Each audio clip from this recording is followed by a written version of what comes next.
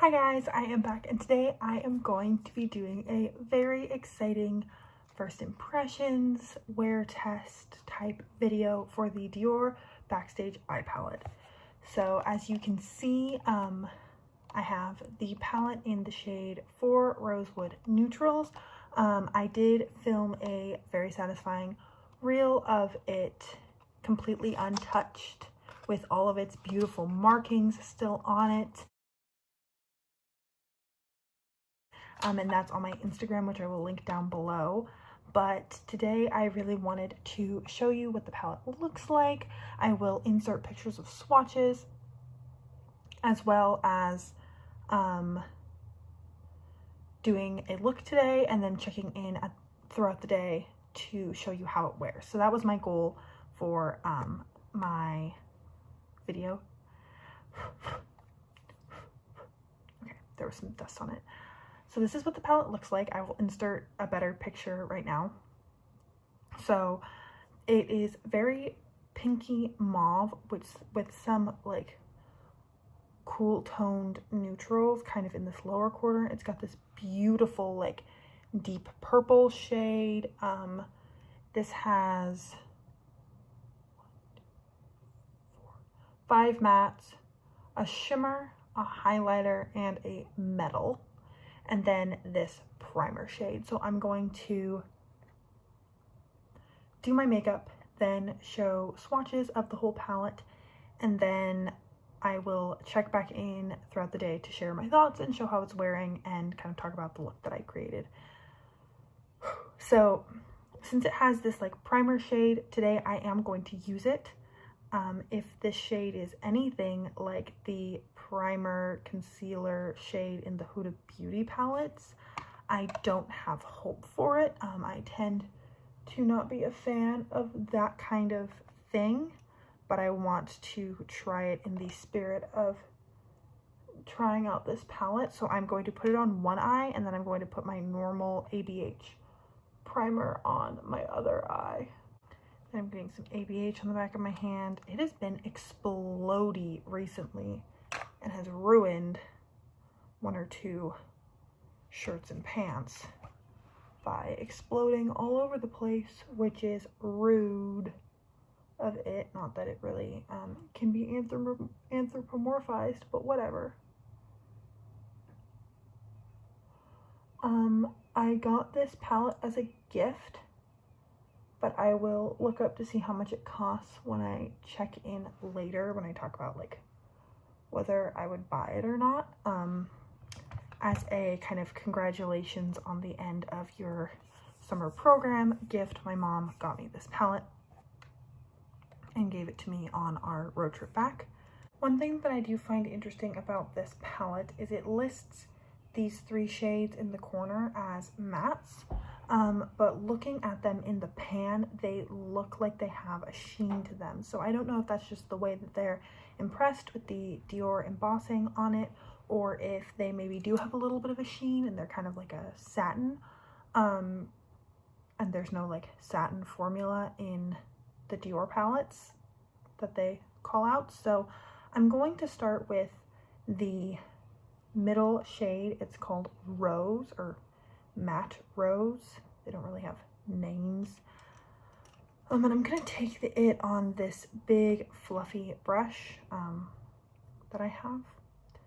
Just gonna pick up a little bit, and I'm going to really lightly put that in my crease, kind of going all the way from inner to outer corner, really buffing that out. So far, this shade doesn't seem too pigmented, and it is not hard to blend out, even though I did not set those primers with the like matte bone shade. I just kind of went straight in with the light pink, but the primers have sat on my eye for about a minute while I spot cleaned my brushes with the makeup eraser. I'm gonna follow through with that rose shade on the lower lash line. Okay, and then I'm just gonna take this MAC 217S brush and I'm gonna load up this matte dark plum on like the one side of the brush.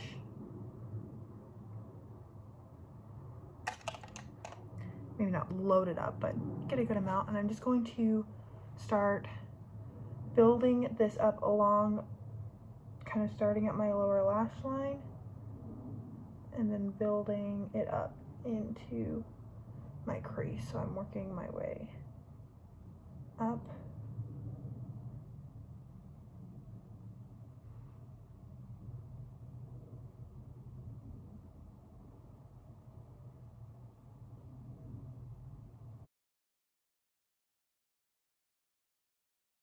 And then I am just going to go back in with that rose shade along the edges to just make sure that the edges look pretty along my crease. And then I'm just going to build up that purple shade just a little bit more. I'm going to take this flat shader brush and line my lower lash line with the plum shade right at the lashes. These shades don't seem super powdery. They're not like a Lorac or an ABH shadow, but they are nicely pigmented. They're not, you don't need to build them up a ton. I'm just kind of starting slow with such a dark color. Okay. And then I think for today I'm going to go, as my friends like to say, full send, no balls. We're gonna go in with this beautiful magenta metal. And I'm gonna go in with my finger first. It has almost this like, it's not a shift because it's not changing color, but it has this kind of like beautiful reflectiveness that looks almost purple in some lights and then looks more like pink when you're looking at it straight on. So I'm taking the magenta shade on the inner corner from like my inner third of my lid and then to the center, and then I'm tapping it super lightly where it meets that plum shade to just kind of diffuse it. I think for now this is where I'm going to hold back with this palette. I'm going to finish off the rest of my face and then come back for swatches, thoughts, and then I'll do check-ins throughout the rest of the day. While I was here talking about the palette, I also wanted to talk about these two lipsticks that I got with the palette. They don't come with the palette, they were like a part of the gift for my family, which was very sweet of them. So I have the Rouge Dior Matte Balm in the shade Jardin Sauvage. Yeah, Jardin Sauvage. I'm guessing it's some garden something. And then I have, so this is the matte balm, and then I have the satin balm in the shade Nude Look, which I have worn before. It's a very beautiful shade. I think the packaging is very beautiful. It is apparently refillable. I have no clue how you do that, and I kind of don't want to rip mine apart just yet since it is so full, but I'm going to show you. I've never worn this Dior shade before, so I was going to show you what it looks like and try it on, and then try on the satin balm, because I think I want to wear the satin balm today since the eye is so loud. But this is what this beauty looks like. It has the Dior engraving on it. It is definitely, it looks like a powdery matte. It does have a little bit of a scent. That is part of why I got these, because my mom got them for herself and didn't like the scent, and so she gave them to me. Lucky me. So I'm going to swatch both of them and then lip swatch both of them for this video. Neither of them are particularly pigmented.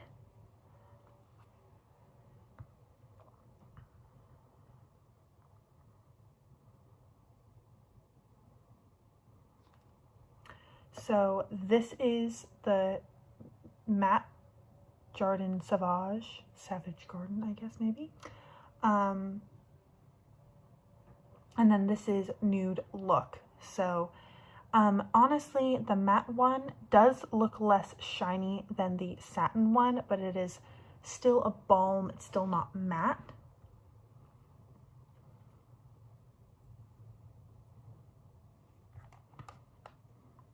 So we're going in.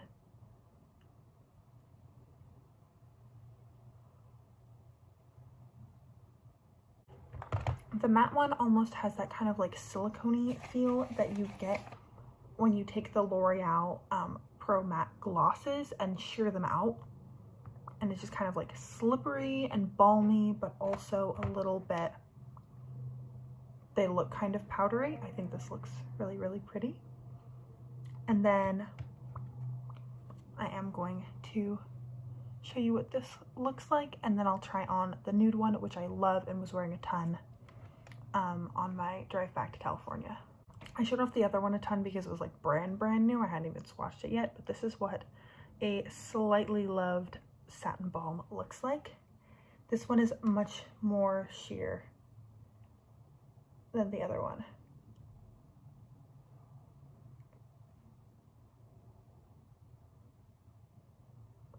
This one can kind of cling to dry patches just a little bit, but nothing terrible, and like I still think it looks beautiful. It's also, this particular one kind of just looks like I'm wearing a clear gloss, so it's not a ton of pigment. So this is the finished look. I am going to go study for like 12 hours straight, and then I will be back in probably like 6-ish hours to show you where I'm at, how I'm feeling, and talk a little bit more about my thoughts. Hi guys, I'm here to check in. I'm sorry if it's a little echoey. I have my glasses on, so ignore that, but the eyeshadow is still looking really nice. Nothing has faded too much at all. As you can see, I do have a little bit of kind of eyeshadow worn away right in like my eye folds. That's normal. Honestly, this is better than it usually looks, so I think this is good. Hey guys, I am back and I am doing my final check-in of the night. I filmed the check-in a little bit earlier, but it was very disorganized. But I've sat down, I've edited the footage that I filmed thus far, and I had put my thoughts together in a better way. So I just shot pictures of the swatches of the palette. Since I can't show them to you very well, I'm going to insert that picture now.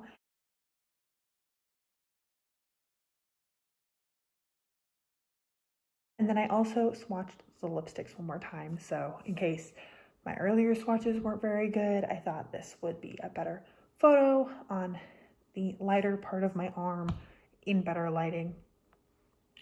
To get into the eyeshadow, I do have spots on my nose, but I think that the eyeshadow has worn really well. There's no significant difference between the Dior primer side and the Anastasia Beverly Hills primer side, so that's good. That means that the Dior primer is not bad.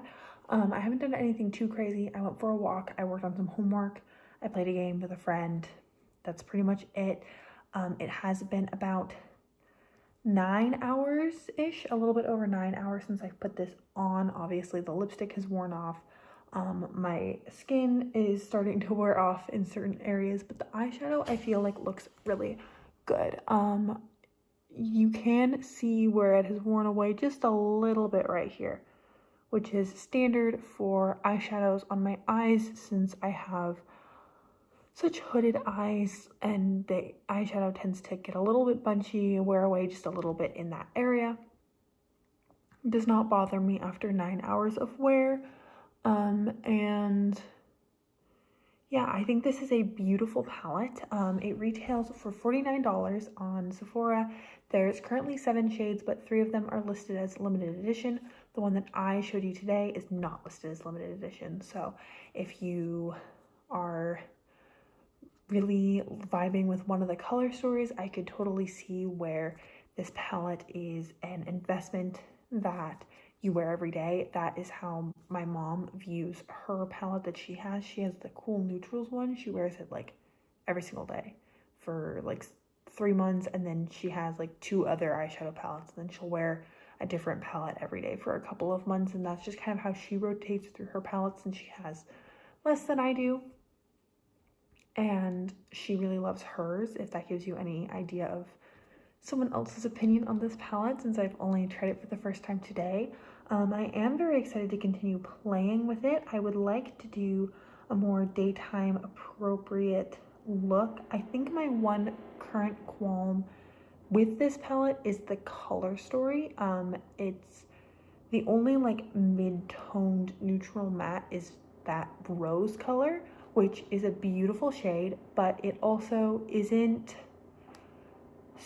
the most like, I don't think that pinks, like a kind of a brighter pink like this one is necessarily like everyday wearable. So that's up to personal preference. If you always wear pinks and purples and that's just your thing, then this could be an everyday palette for you. I think for me,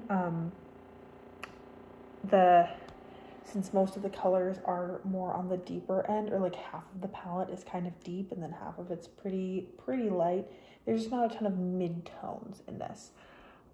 So I do really like it. I would like to play with it again a couple more times this week and see if my thoughts change on it. I am currently kind of panning my Tati Textured Neutrals Volume 1 palette, but that one has been getting so much love, I didn't mind diverting my attention for the day. I would like to get to know this palette better, and if there's any sort of like follow-up review, it'll probably get put into a favorites or inventory collection or something like that. And yeah, that is everything. Oh, sorry, one last thing. The shadows seen when I was swatching them, they seemed to pick up better once I had dug in and gotten past a little bit of the embossing. So I feel like if there's any sort of like difficulty picking up the shadow, I'm curious how the shadow will pick up once I've worn away the embossing much more, because today they didn't seem powdery at all. They didn't seem to have a lot of pickup or like a lot of fluff, but that could change once we kind of like dig into the shadow a little bit more, since I noticed they were a little bit hard to pick up upon first swipe with my finger, and then as I kind of like dug in a little bit more, that's when I got the really beautiful color payoff for the swatches. They tend to lay down really well when I was blending them. I don't know if you could see how much blending I did of that purple, but you kind of have to lay it down and then just kind of blend out the edges. It's not one that fluffs around super easy, if that makes any sort of sense. So overall, I do like this palette. I'm excited to play with it. I think whether or not it's for you is up to personal preferences, but I really hope that you enjoyed today's video and you enjoyed hanging out with me, and that I get to see you in a future video. Thanks, guys.